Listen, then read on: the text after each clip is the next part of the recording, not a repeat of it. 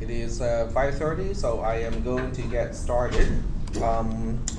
So this is where we left off last time. We were talking about a way to map a two-dimensional coordinate system using natural numbers into a one-dimensional natural number,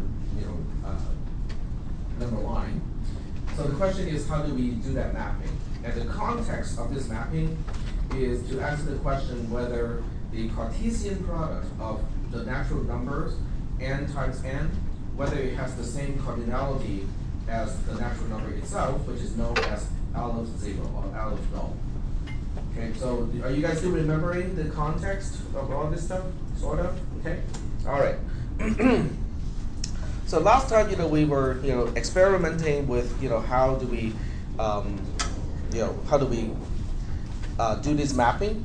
And I was using the whiteboard, to illustrate, how we can use the sum of the xy coordinate to know which diagonal line we are talking about. And before we ended the lecture, I was going through a proof. Okay, the interesting part is the browser actually kept the parameters to this particular web page, so it was actually retaining everything that I typed on the other day. Yep. So that was kind of cool. I never closed the tab, so when I reopened the browser, it kept everything the same way as it was. Okay. All right. So this is a proof. We will see proof by induction again in this class, probably a few times. Okay. I'm going to count maybe 4 or 5 times at least that we'll see proof by induction. And the idea of this particular proof is we want to prove this theorem here. And I found a way to kind of make it look nicer, except, well, okay, so I'm not going to do any editing here. But the theorem is for all n as a natural number, we want to establish this equality. The summation of I going from 0 to n of I is going to be the same thing as n times n plus 1 divided by 2. We use a few numbers, we plugged in a few numbers into n, and they worked out okay. But that was not enough as a proof, because just because it worked out a few times doesn't mean the theorem is true in general. So as a result, I went through this whole proof and say, okay, let's prove by induction here to make sure that this equation is in general correct. For any natural number n, this is actually true. So that's the last thing that we did, or the last thing that I did last Thursday, I believe. Was it kind of like consistent with your memory as well, okay, of last Thursday? Okay. So with this out of the way, we can now start to move on and basically move on with the rest of this discussion. And let's still get a big pile of paper over here. And instead of using the whiteboard, I'm going to use the document camera a little more, because then it can be recorded. We got plenty of pencils and pens in the drawer. So let me start up the projector, which is just VLC. Open capture device, and that's my only one. Okay. And I think the horizontal format probably works out better. So let me see if I can get it to fit.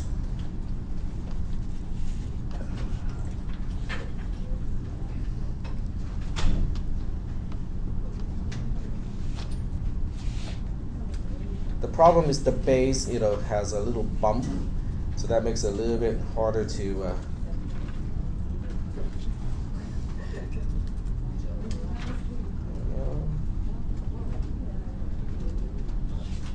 okay, so autofocus. There we go. All right. Okay. So let's go ahead and just look at the numbers again, because I want to present the picture one more time. So the picture looks kind of like this. Okay. We have a two-dimensional system.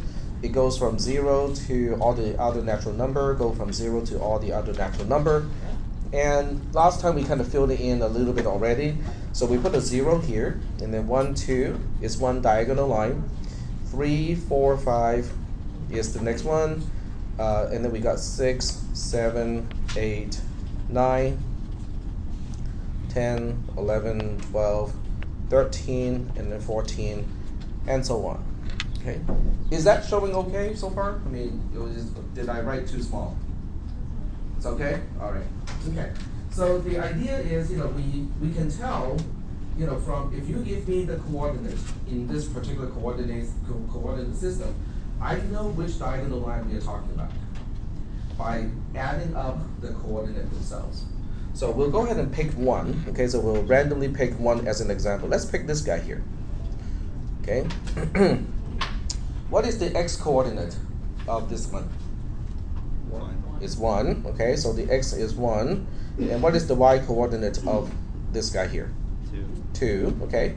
So my claim is if you add up these, the x and the y coordinate of that particular square, the sum, which is 3 in this case, indicates which diagonal line we are talking about.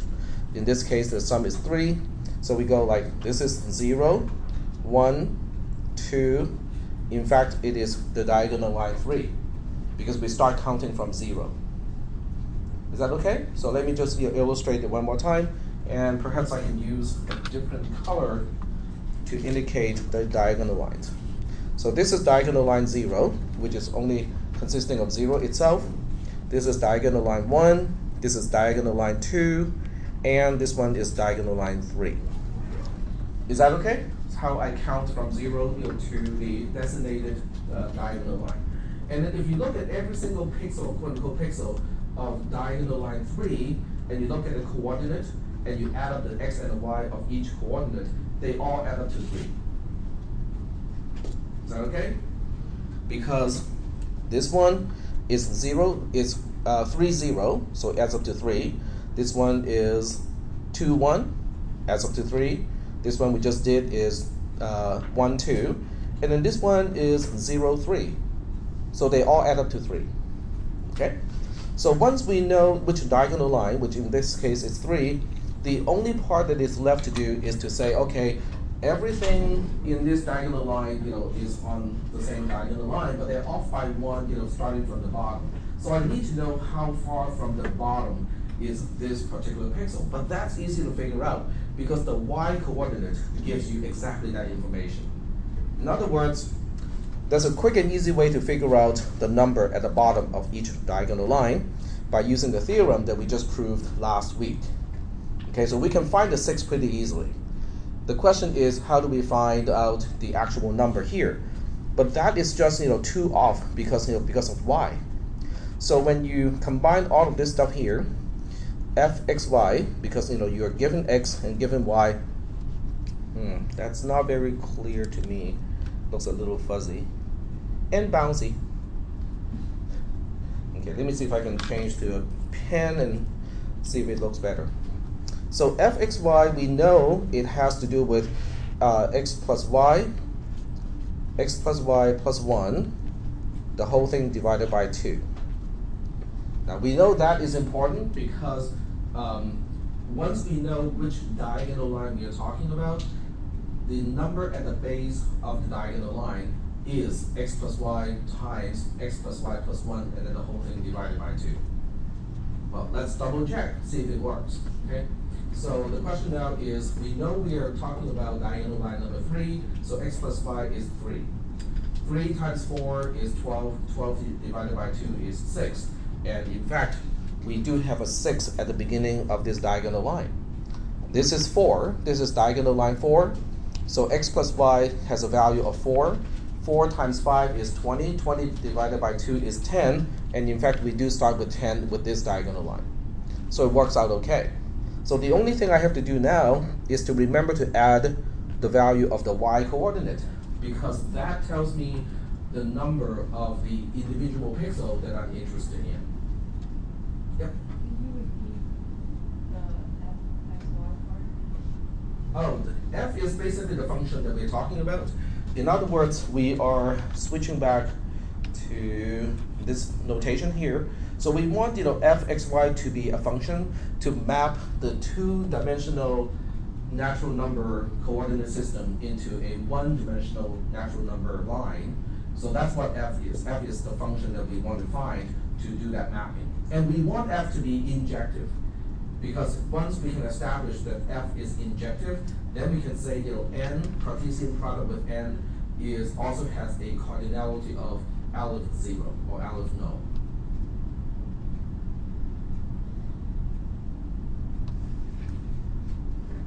Okay, so let me go back one more time. Okay, so let's see whether you guys still remember this symbol here. Okay, I can do my best to approximate that symbol. Aleph 0. Okay, what does it mean? If I say, the cardinality of some weird, set, let's call it T, is aleph 0, what does it mean? Oops, you guys cannot see that part, right?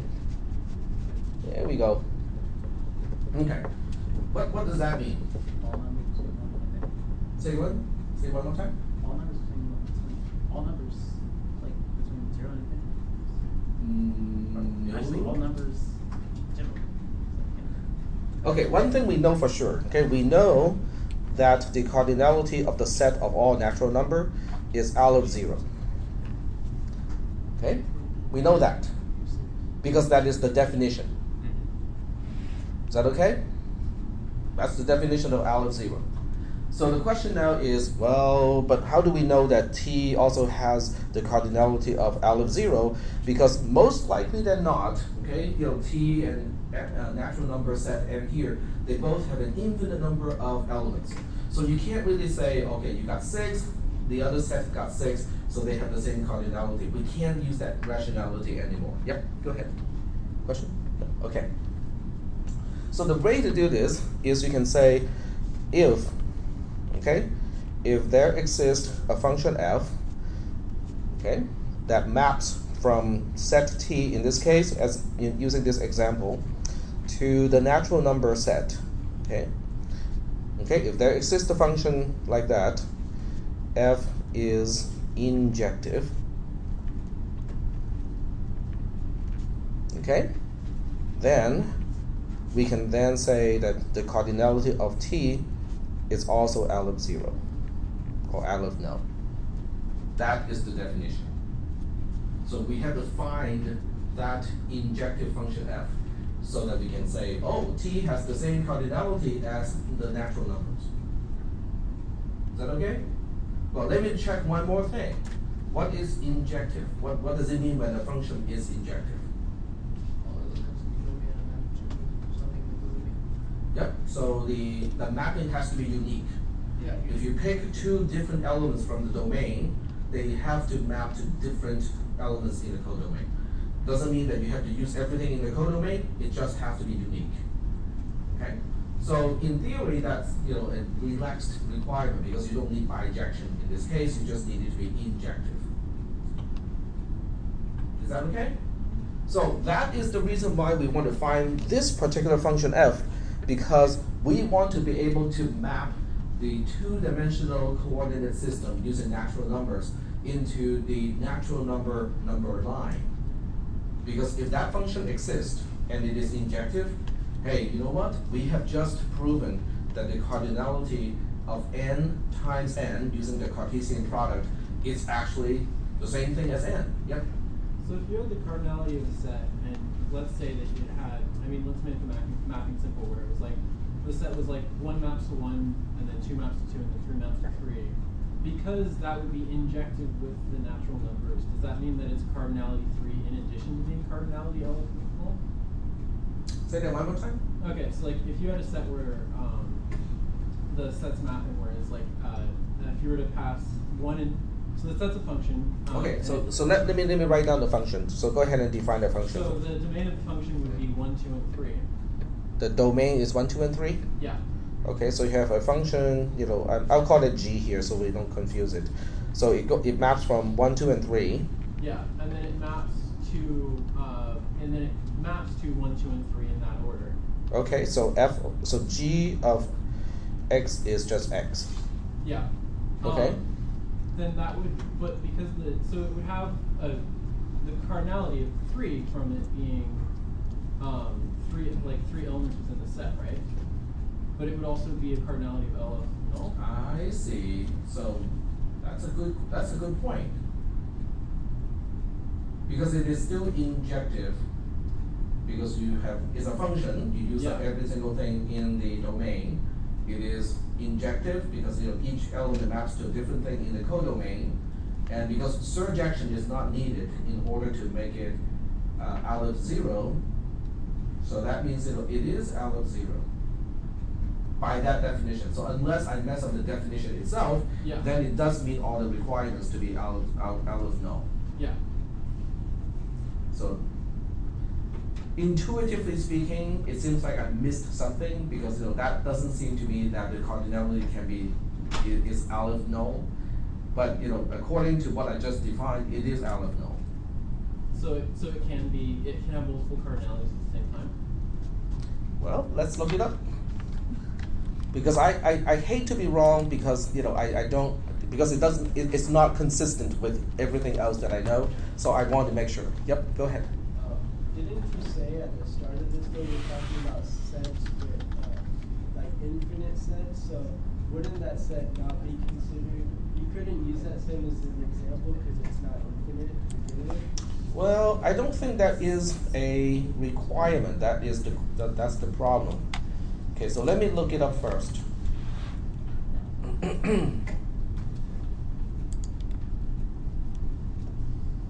Okay. So aleph null refers to a set having the same cardinal number as the small infinite set of integers. Those two are the same because we already know the set of integers has the same cardinality as the set of natural numbers. We found out how to do the mapping. The negative numbers map to odd numbers on the positive side, and then the positive integers map to even numbers on the positive side of natural numbers. So let me see what is the definition here.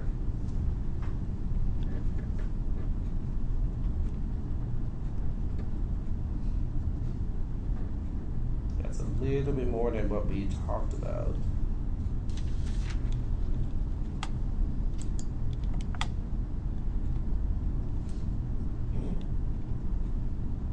Okay, I'll go ahead and find it out. Find out this one for sure because according to my definition, which is you need a function and it just needs to be injective. It meets all the requirements. So I'll have to take a look at the actual definition. But I pulled that definition actually from a source that is actually reliable. So I'll double check that. Okay, thank you. Well, thank you. I mean, that's a good point. Did the rest of the class understand the question, what we are trying to get to? Okay, so the question is,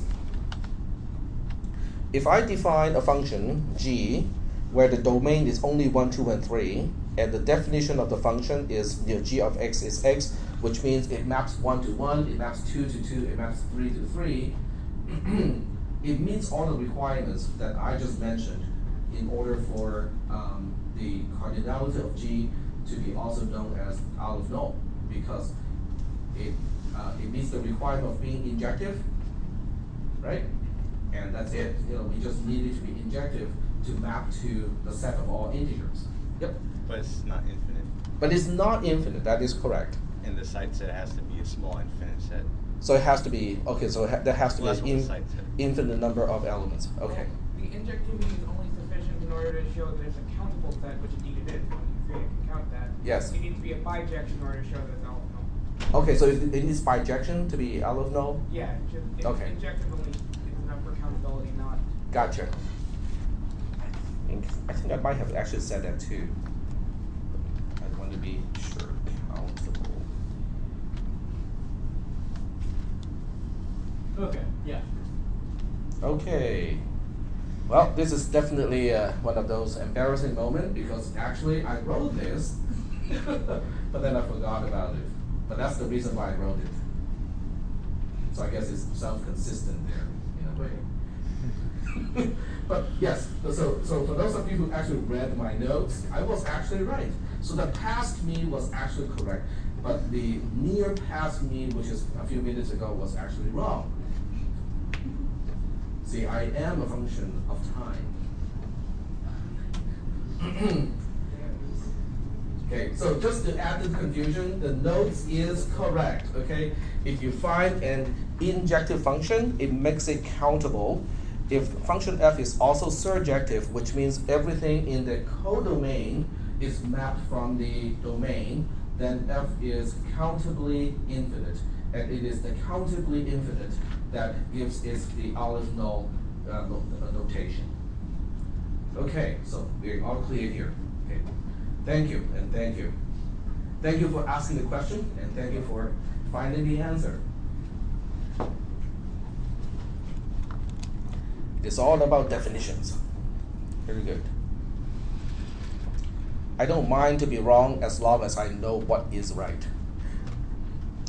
Okay, so let's go back to our equation here. Okay, so we will basically place our focus back into this function, which is this one over here. I'm just putting an underline of the function that we want to focus on.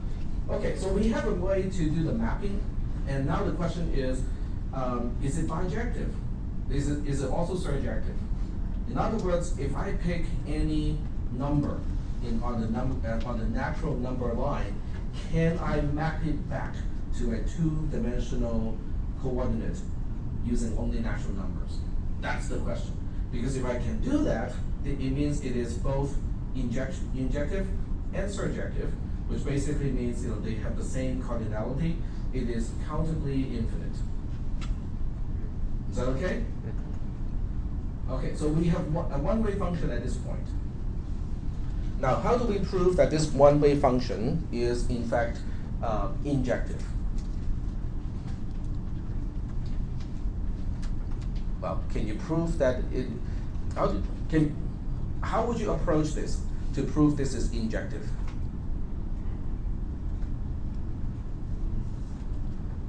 Yep. See if you can reverse the function.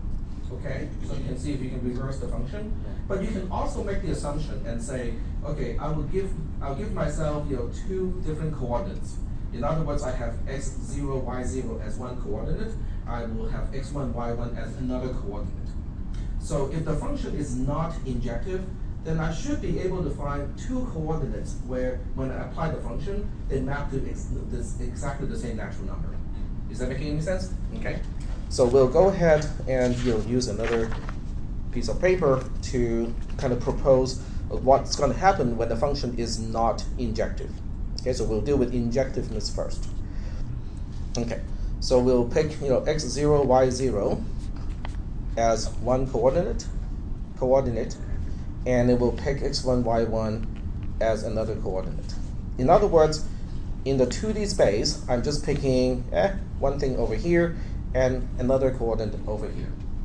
So if the function is not injective, there has to be a pair, at least one pair of dots like that, where they map to exactly the same number. In other words, I have to be able to find a case where f x0, y0 is exactly the same as f of x1, y1, but I know that x1 or x0 does not equal to x1, or y0 does not equal to y1, because they are representing two different elements from the domain.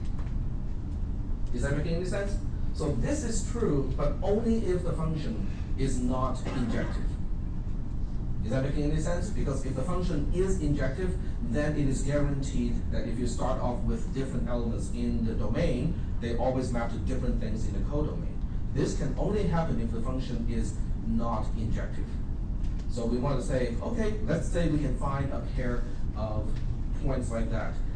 What's going to happen? Well, what's going to happen is you will basically end up with x0 plus y0 times x0 plus y0 plus 1, and then the whole thing divided by 2 plus y0 is going to be the same thing as x1 plus y1, the whole thing times x1 plus y1 plus 1, and then the whole thing divided by 2 plus y1.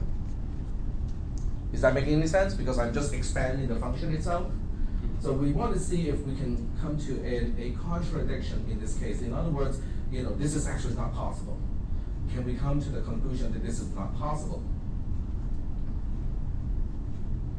we know that x1, one of the x and the y has to be different, at least one. Okay, they may be both different, but at least one has to be different.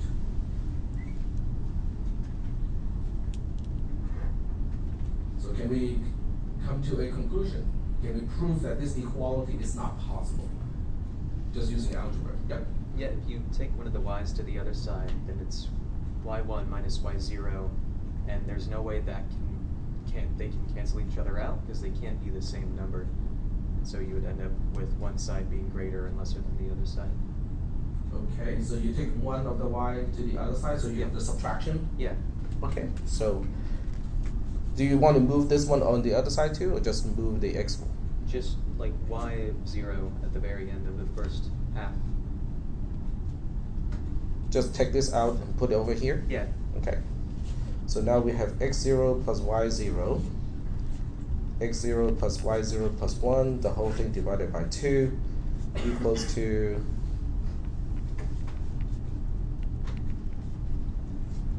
oops, this is y1 here,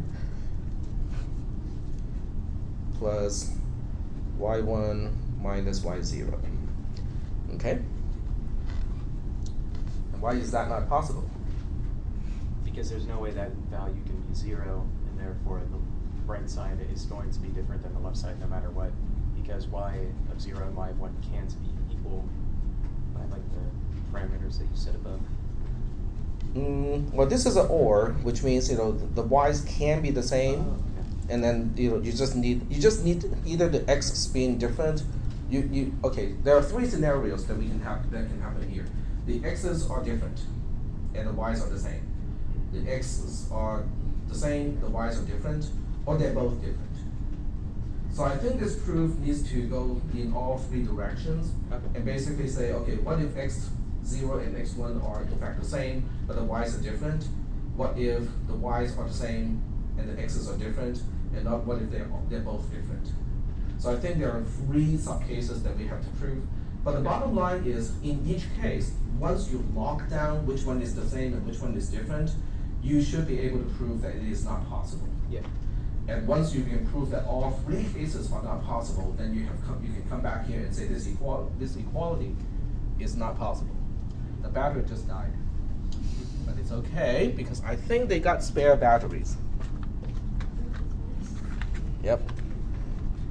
I kept asking them to use rechargeable batteries, but that's not happening. So we are still using just regular alkaline batteries.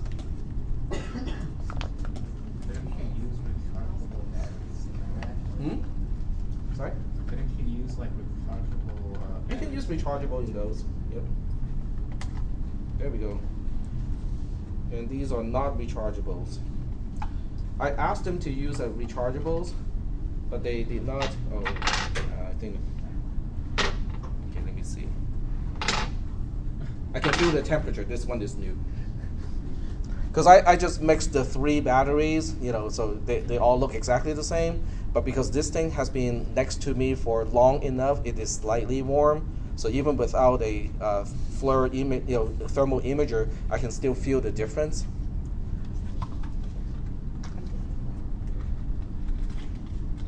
Which I think is kind of cool.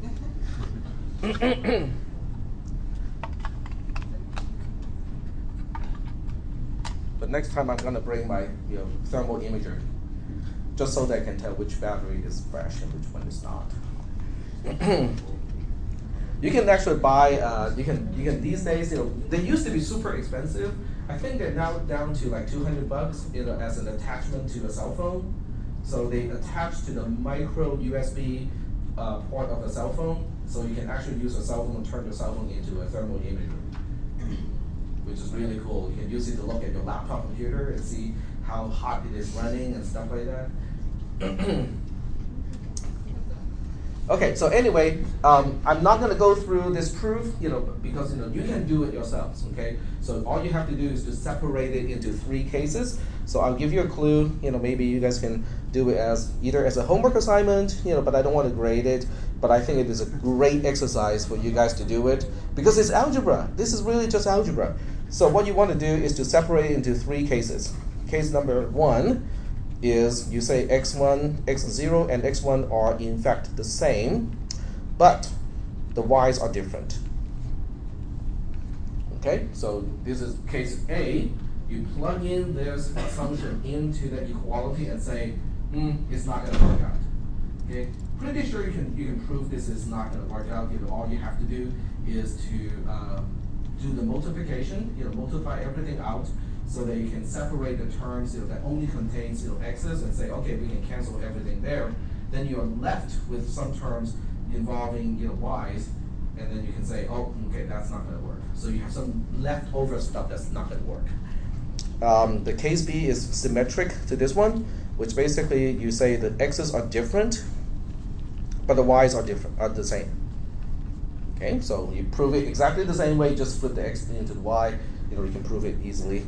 And then C is the one where both of them are different. So the x's are different, and the y's are different as well. So now you have three distinct cases to apply to the equation, and you have to prove that that equality cannot hold for each of these subcases. And this is just algebra, and you should be able to do it. But we're not going to do it in class. Go ahead. So, I mean, based on the definition of conjunction and disjunction, we know that if A and B are true, that C is true. But can you actually in terms of the process of creating a formal proof, have that hold, of just kind of say based on the properties of conjunction and disjunction and skip the process of proving C? Because if you prove, or I'm trying to think how to put it. You cannot skip 3. You cannot skip C. Case C cannot be skipped because case C is one of the 4 possibilities when you have x0, y0, and then x1, y1. Okay, because you're proving if it's XOR or NOR. Right. You have to exhaustively prove that all 3 cases are not possible. Gotcha. We only have one left, which is x0 equals x1. y0 equals y1, but we know that one is something that is of no concern to us because in that case it is not going to determine whether the function is injective or not because you're using the same element of the domain and you look at do they map to the same thing in the codomain? Of course they do. So that's why these are the only 3 cases you have to say, okay, the equality is not possible based on these 3 assumptions. Is that okay? Right? Okay, but I'm pretty sure, just intuitively, I'm pretty sure that this is the case. Because when you look at the way we construct the diagonal lines, we are basically asking the question and say, can 2 different pixels using this particular system can they end up with different numbers? And the answer is no, because no 2 squared can end up with the same number because you keep increasing the number as you draw the diagonal lines. So intuitively, we kind of know that that is not possible, but just because it is intuitively true doesn't mean that we can skip the formal proof. So the formal proof will still be useful, okay? It's just that we kind of have an idea that it is true already. Is that okay? All right. So the rest of the notes online in Moodle has to do with how do we reverse it? In other words, what if I give you the number of a particular pixel and I want you to tell me what is the coordinate corresponding to that number? I'll give you an example. Let's switch back into the document camera. So I'm going to extend this one more time. So we have 15, 16, 17, 18, 19, 20, and I'm going to pick a kind of random number out here, 45. I mean, some pixel is going to have the value of 45. I want to know what is the x coordinate and the y coordinate of 45. So the question is that possible? Can I do an inverse function of what I just did? The answer is yes, okay? But the question is, how do we do it? So there's a lot of math involved in that process. I'm not going to ask you guys to derive it because it is all in the notes, okay? So I do want you guys to understand, how I worked out the equation or how I worked out the inverse function. So So that basically is the rest, of this entire slide, almost the rest of the entire slide. So at one point I end up with a quadratic inequality, and then I use I find the root of one of the solutions, and then from there, I can figure out, the rest. So the key is to get to this point, and to get to this point, you need some kind of assumption, and you can read the rest, from the notes itself. How many people actually read this part as well when you read it? Is that okay? You kind of follow through the whole thing? Okay. All right. So the bottom line is, if I define k of I to be the floor of one of the solutions to that quadratic equation, then I can apply k of I in this particular way in order to find the x coordinate, which is this portion, and also the y coordinate, which is this portion here, if I am given just the number itself as I. Well, let's apply this to 45. I want to find out which coordinate actually has the value of 45. So the first thing we need to do is to plug in 45 into here and figure out the root of one of the solutions to that quadratic equation. So I'm just going to do this by hand here. That's going to take a little bit of time, isn't it? Okay, let me pull up my calculator here. You guys can do it with me if you want to. So we have 45 times 8 plus 1. And then we want to find the square root of that. Subtract 1 from that, which is 8, divided by 2, which is just 9. Oops, yeah, it is 9. And the floor of 9 is just 9. So k of I is 9. So now we have, I need a piece of paper here. So you won't see me actually doing this because I'm doing it on the piece of paper, but once I switch back into the document camera, you will see the solution. Okay. So k of 45 is 9. So f inverse of 45 is, so we got 9 times 9 plus 3 divided by 2 minus 45. And on the other side we got 9 times 9 plus 1, the whole thing divided by 2, and 45 minus that.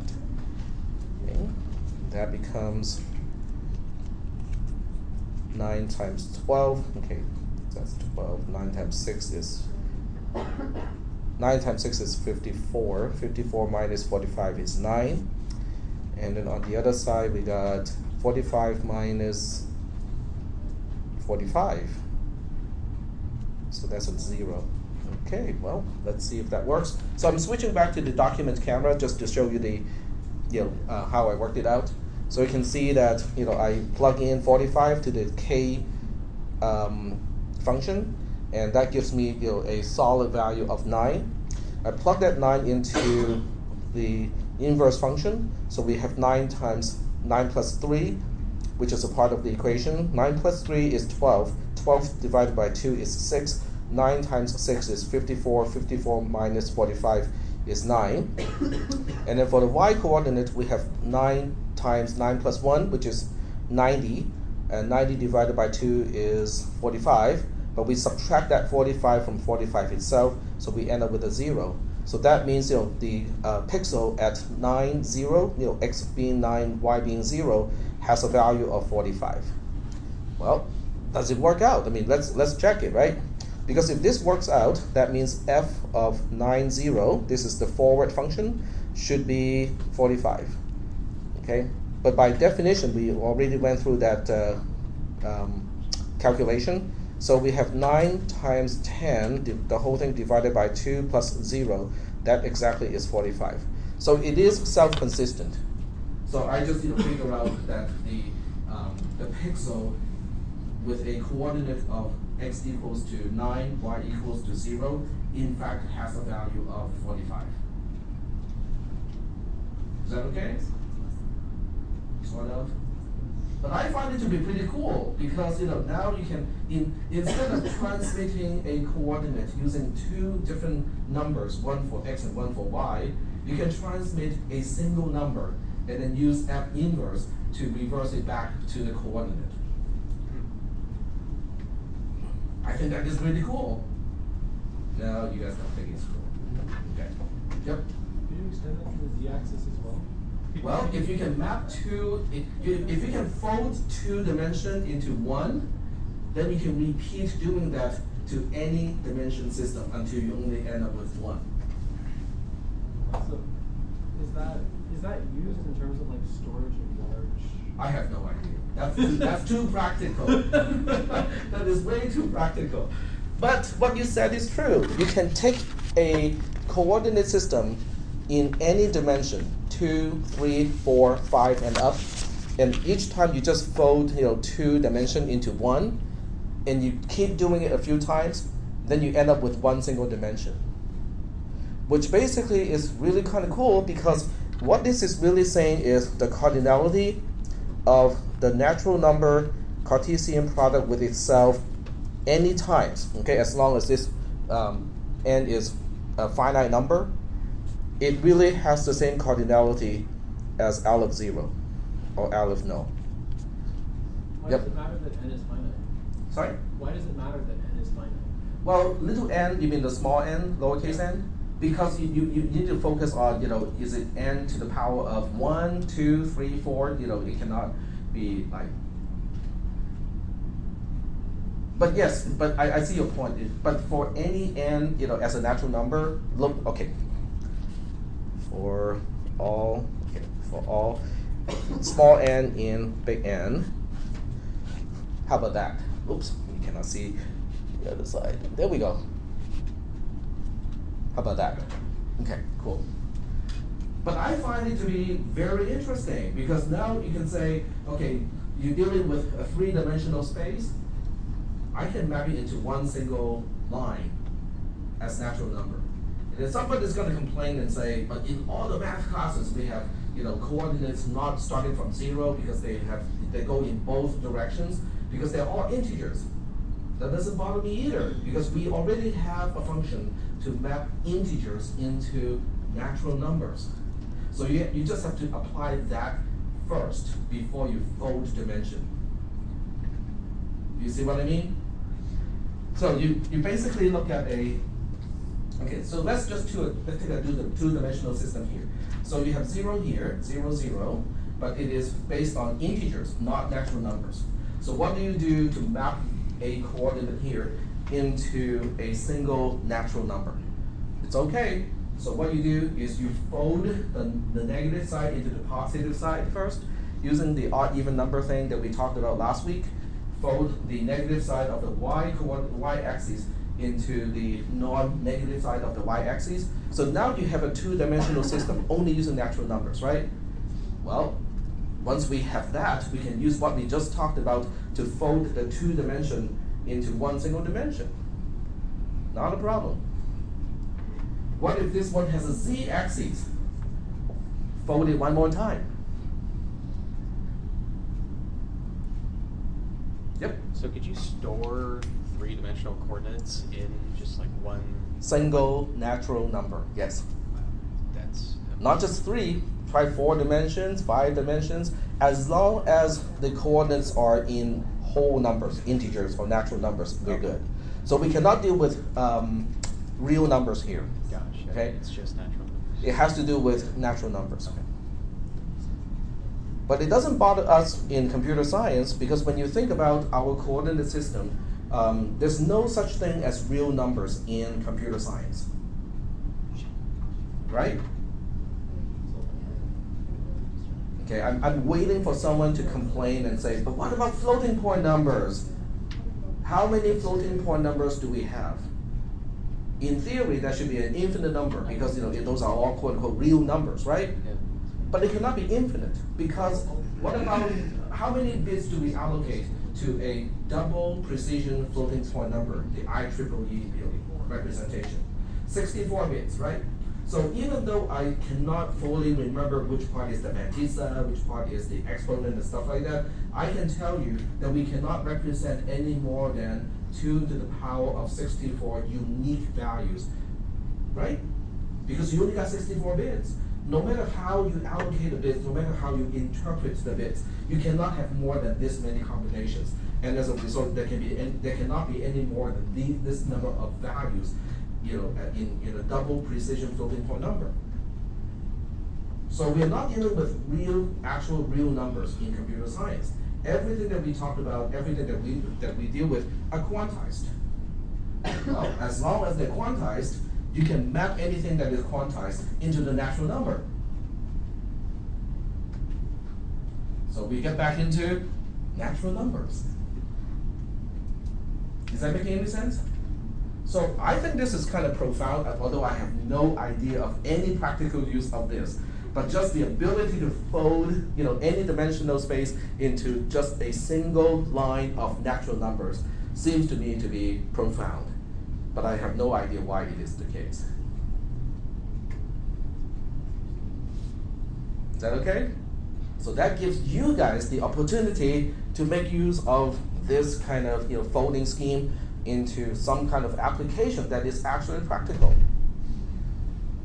I don't know exactly what it is, but I think there has to be some way that this is actually going to be useful in some application. Is that making any sense? Yep, go ahead. Does this have like a specific name to it by the person that originally came up with the theory? I have no idea who came up with this theory. I could not even find the equation online. I just found the idea of doing it, but there was no equation doing it, let alone the inverse function. So I derived the actual function itself and also the inverse function. So I have no idea what name we might have on the internet. Yep. When I was first reading the notes, I put it into Google to see if I could find other things. And Yeah. they were talking, and it sent me to Euclidean planes, and it's the same concept you're talking about now, and it's used mainly in analytical geometry and computer graphics and things like that. And it goes back to the Cartesian plane system. Okay, right. Like that. So if you just Google those, Okay. you'll find more things. Yeah, in large part it goes back to your Cantor. Okay. But are there any actual application of it? The folding part of it. Wouldn't a hologram have to use that? Or something like that? I think, in terms of transmission of data, it might have some application. Serialization. Yeah, serialization. That might have some application, because you're not transmitting 2 numbers or 3 numbers. You're only transmitting 1 single number. So that might be some advantage of not having to transmit 3 unique numbers. Could you also then do data compression on it and compress multi-dimensional coordinate systems? I don't know about compression, because compression, you're not losing any information. So there's only so much you can compress regardless of how you represent it. So that part I'm not sure about. So, but I think I find it to be kind of cool. All right, so moving on to rational numbers. So the question is, are rational numbers countable? What do you think? What is a rational number? Pair of two natural numbers, numerator and a denominator. So anything that can be expressed exactly using a numerator and a denominator of integers is a rational number. Okay? So are rational numbers countable? In other words, can I use a function of some kind to map the set of all rational numbers into the set of all natural numbers? I just need it to be injective, not surjective.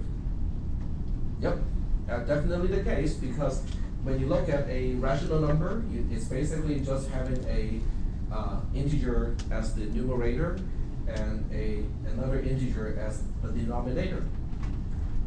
Well, we just had a folding system that can fold a 2D space into 1, right? So that will work. But it is not injective. Why is it not injective? Because you can have the same fraction expressed multiple ways. So like Because some things are not, is missing on one side. yeah. Because anything divided by 0 is not a rational number. You cannot put a 0 here. Those are not rational numbers.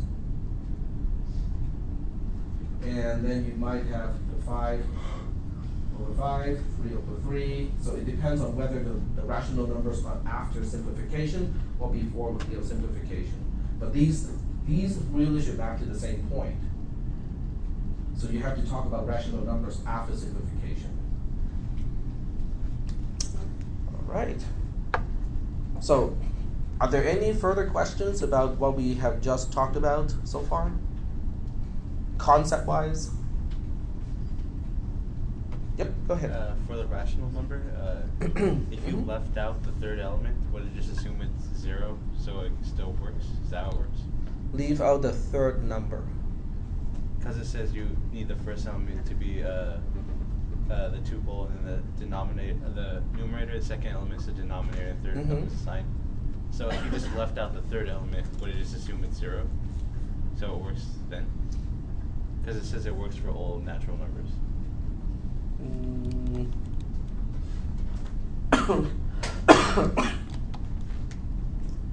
Okay, use the numerator for the first element of a tuple, the denominator as the second element of the tuple, and the sign as the third one.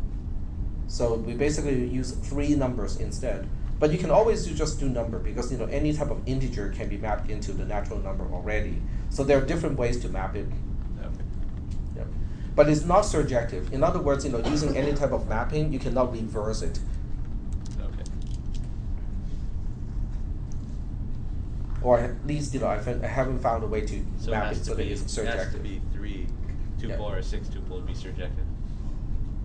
It's not going to be surjective because, well, it depends on how you define the third one, the Cartesian product. If the Cartesian product is only with a 0 and a 1, you might be able to make it surjective. But the point is, it is still countable. So it's kind of interesting. All right, so we are now done with set countability and mapping. And the homework assignment that I'm going to assign today is called A Tale of Two Functions. And it has to do with writing a program to do it. In other words, okay, let me go back to the previous slide first and emphasize what functions we are talking about. So we are talking about the first function is going forward, which is this one here. Okay, so this is your first function that you have to implement. So I will give you 2 numbers from standard in, and then you have to give me a single number for every 2 numbers as the natural number that these 2 numbers are mapped to. And then you have to do the inverse as well. So that means you have to implement k of I for convenience. Okay, so implement k of I for convenience first, and then once you have k of I, then you can, if I give you a single natural number, then you can find out the x coordinate corresponding to that natural number, and also the y coordinate corresponding to that natural number. So you have to do both of those in 2 different programs. So let me go forward again into the homework assignment and describe the homework assignment a little bit better. The first program has to be called 2n, 1n, because it's mapping 2 natural numbers into 1 single natural number. And I'm using CPP here because it is supposed to be a C++ program. I got one person, saying that he doesn't know C++ but know Java. So I will think about extending the programming language to include Java, but I'm kind of surprised that C++ is not taught to all students in this class. But anyway, regardless of the programming language, this is what the program is supposed to do. It has to read from the standard input file, and you can assume the standard input file is going to be redirected as a text file. Are there any questions about this particular sentence? Yep. Are we going to be able, is the text file going to be just everything in a column or something? Well, it's further described later on. So, but are there any questions about what is the standard input file? and how to redirect a standard input file, redirect a text file as a standard input file.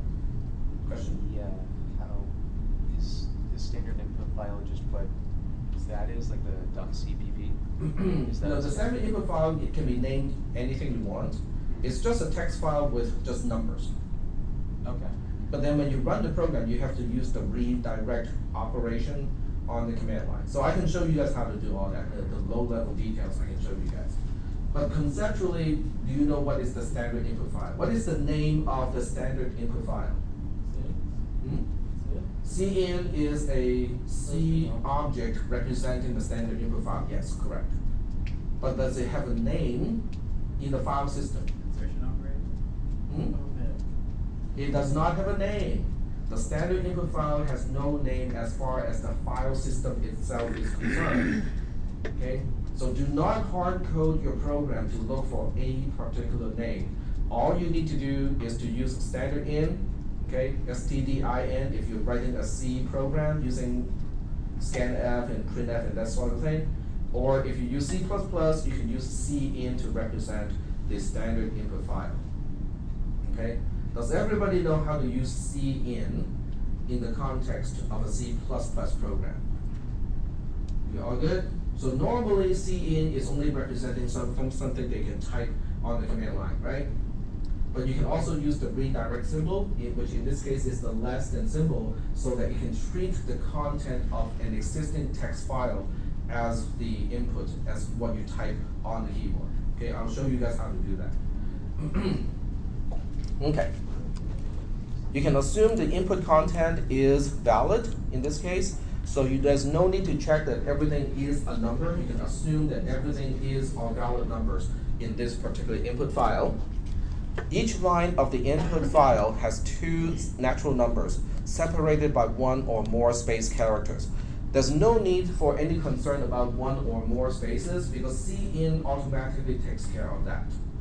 Okay, so when you use cin and you say cin greater than an integer or an unsigned number, it automatically skips all the white spaces and line P characters and stuff like that. So there's no special thing that you guys have to do to skip the spaces and stuff like that. Each line of the input is terminated with a new line character.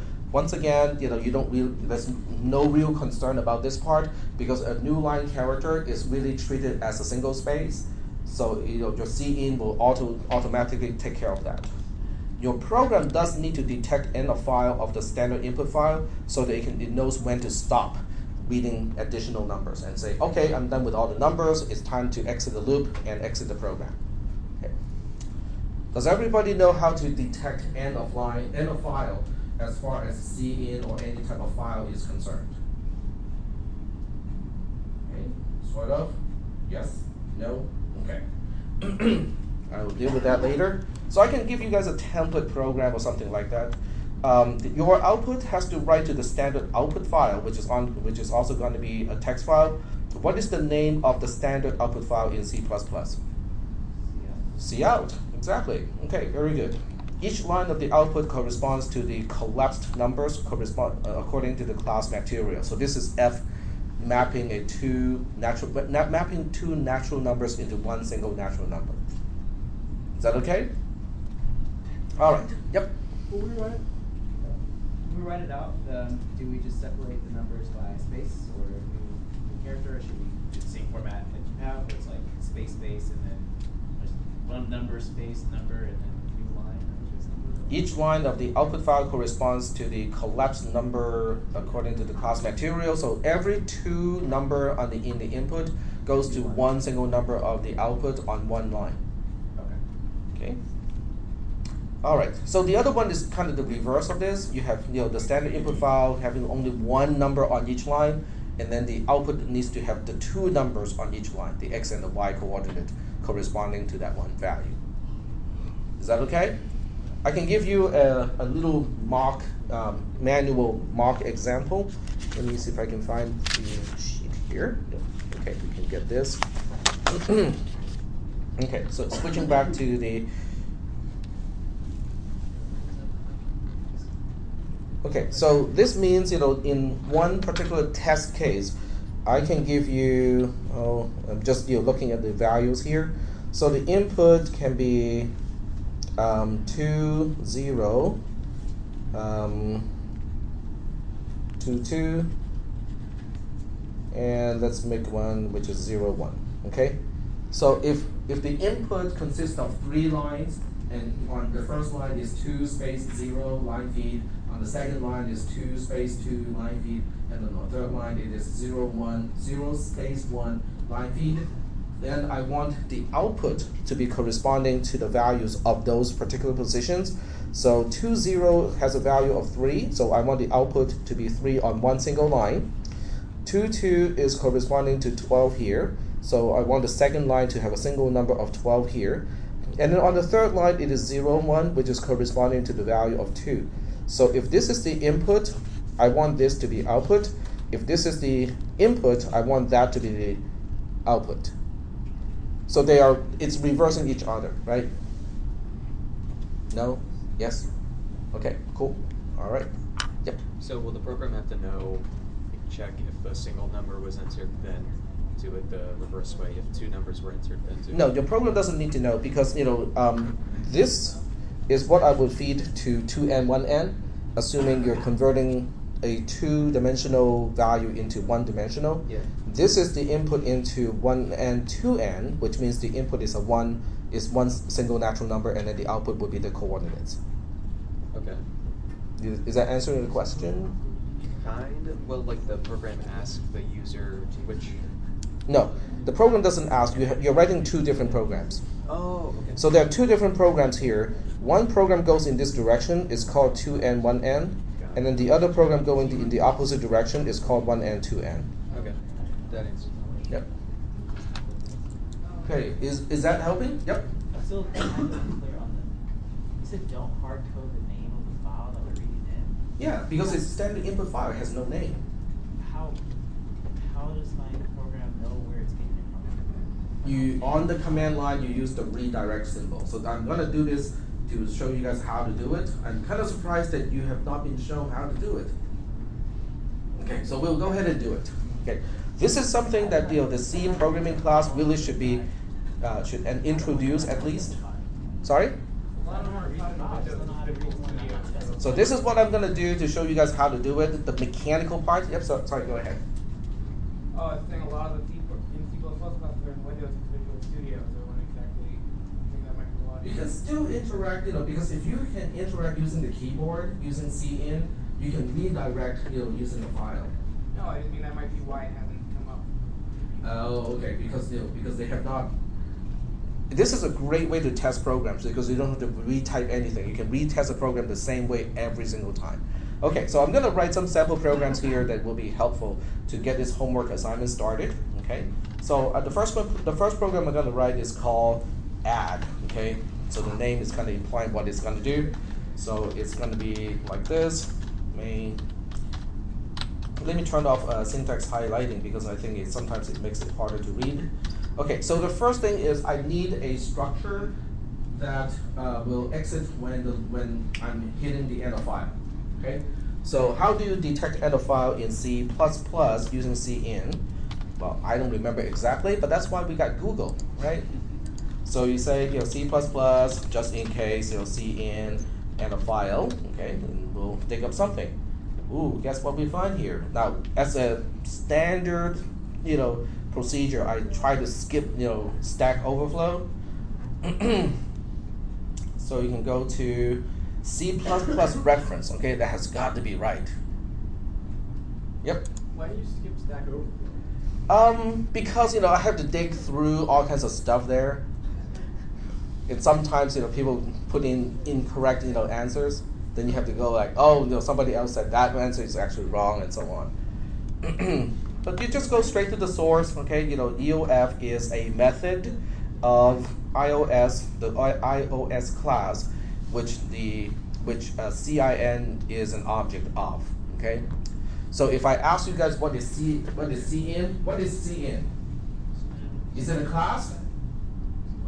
No, it is an object, exactly. It is an object, okay? Because it is not a class itself, it is already an object that the system has predefined for you. Okay, but it is of the class, at some in the inheritance hierarchy, it does go all the way back to std::ios, and the EOF function returns a Boolean because it returns true if the EOF end of file bit error state flag is set for the stream. This flag is set by all standard input operations when the end of file is reached in the sequence associated with the stream. Okay, so how do I utilize this in a program? You say while not cin.eof do something. Does it make sense to you? Oh, okay. I'm sure the compiler can figure it out. There we go. And I'm missing. Yeah, do I have a mismatch of parentheses? No. Okay, maybe just a leftover. Okay, so what I do here is I'm just going to write a program that it will it will read every two numbers, give me the sum of those two numbers. Is that okay? All right. So I'm just going to have int xy here, and I say cin to x, cin to y, and then cout x plus y, and then we'll do a c. Excuse me. EOLN, I think. Okay, and of course, the namespace thing, we have to do std everywhere, or just use namespace. Okay, fine.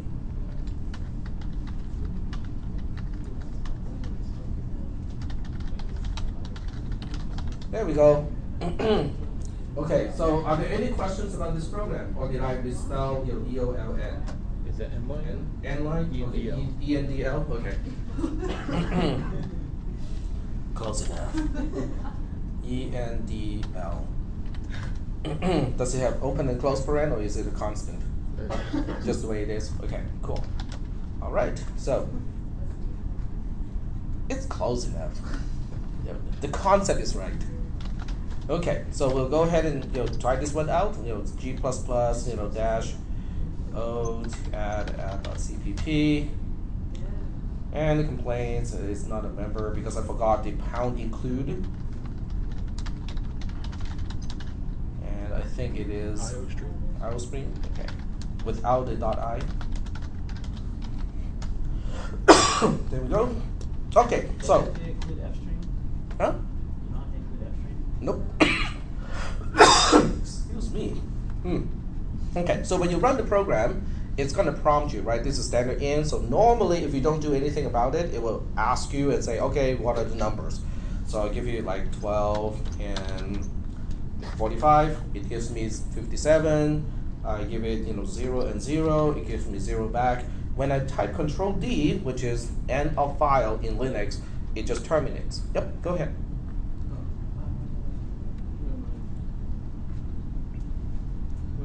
Sorry, I think I'm forgetting something about C. Okay. So it does give me that one extra 0, because of the end of file. Okay. But this is the input file. Okay. So if I don't want to have to hand type everything every single time I run this program, I can now edit a text file. The extension of the text file really doesn't matter, but I'm just going to call it test.txt.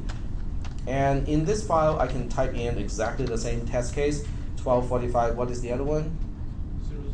Just 0. Okay, so I have 2 test cases in this one.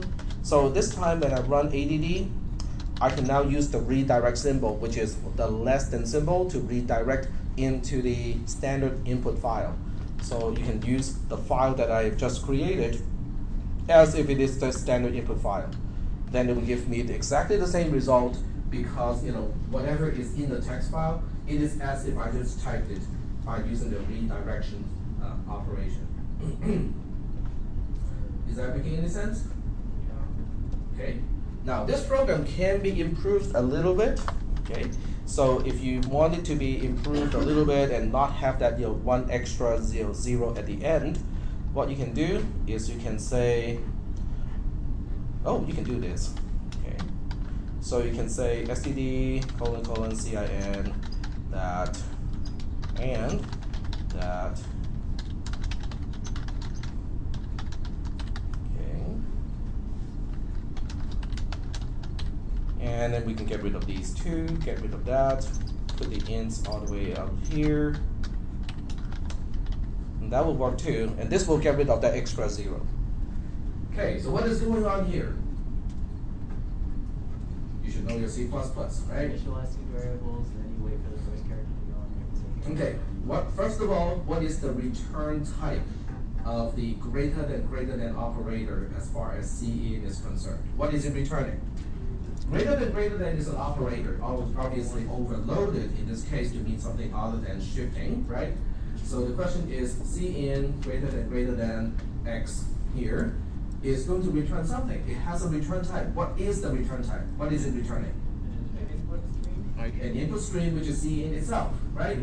So when you look at this, it is cin itself, which means if you want to nest it, you can. You can do it like this, do it like that, and so on. That is what it means when you say cin greater than x, greater than y, greater than z. It is nested. It's just that you don't see the parentheses because it is automatically left associative. Okay? All right, cool. But in this context, we have a problem because we are attaching an operator like ampersand to it. What is the meaning of ampersand? It is a Boolean operation, right? A Boolean operation means, oh, I want this side to be a Boolean operation, but it's not. Because I just said, greater than in this case is returning an input stream. An input stream is not a Boolean. I can cast it, right? So when you cast an input stream into a Boolean, it tells you whether it is in an error state or not. And EOF is considered one of the quote-unquote error states. Okay? Or the other way around, I think it is. Let me double check. Casting cin into Boolean. Because I want to make sure it is the right polarity. I don't need to negate it first. So when you look at the iOS, okay, I can probably look it up even better here. So iOS cast bool.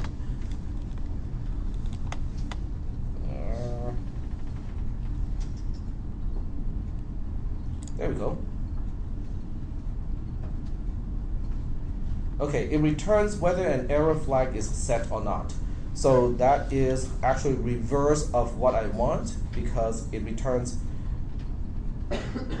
yeah, this is the bool operator, no parameters, so I need it to be exactly reversed in order to, if it is true, nope. The function returns a null pointer if at least one of these error flags is set and some other value otherwise. So returns false when there's some error state. So the polarity is correct in this program. Okay.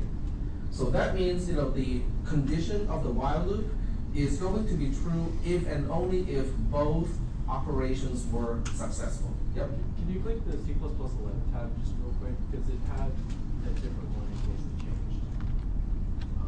Because it's the C++ 98, then it had a C++ 11 right next to it. Oh, you mean this one? Below that one, where it says it returns a null pointer. Oh, no. Yeah, that. Okay.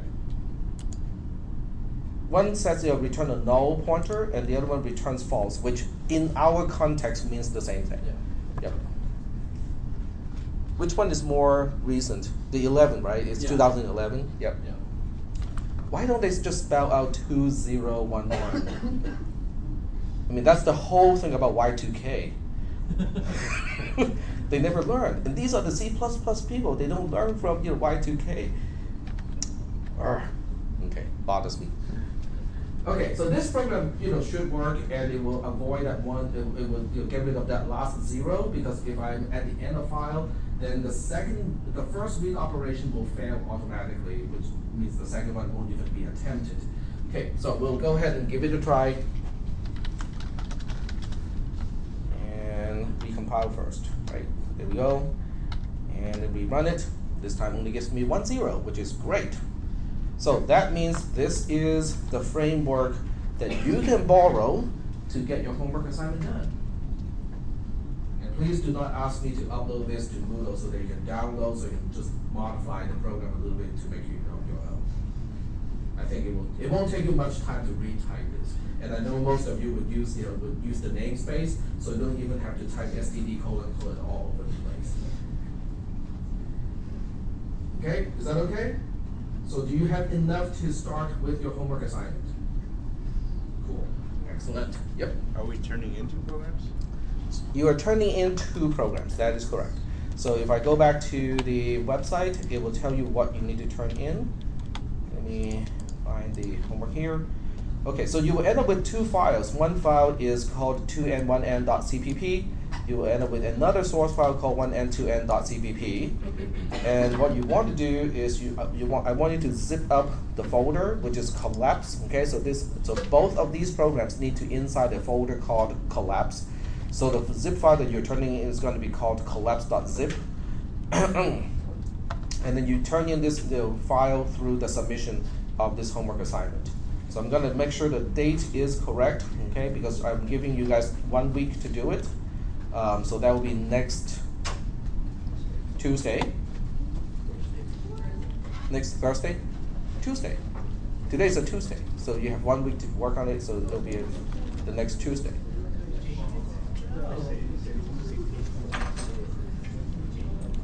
All right, due date is, today is the 7th, so it's going to be Valentine's Day.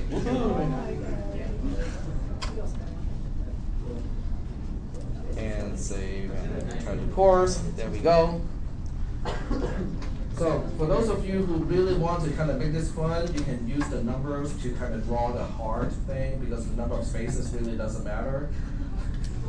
So you can have a totally pixelated heart, just to test your program. And you don't have to turn in your test files either, so I'm not going to see it. Okay, any questions about this? Oh, but in 1n, 2n, you can format the output of 1n, 2n to include extra spaces, so you can actually draw something there. This is due at 9 a.m. Oh, it says 9 a.m.? Nah, we'll make it right before the class. Because I know some of you really want to procrastinate until the very, very, very last moment. You got that right. So that's going to be in.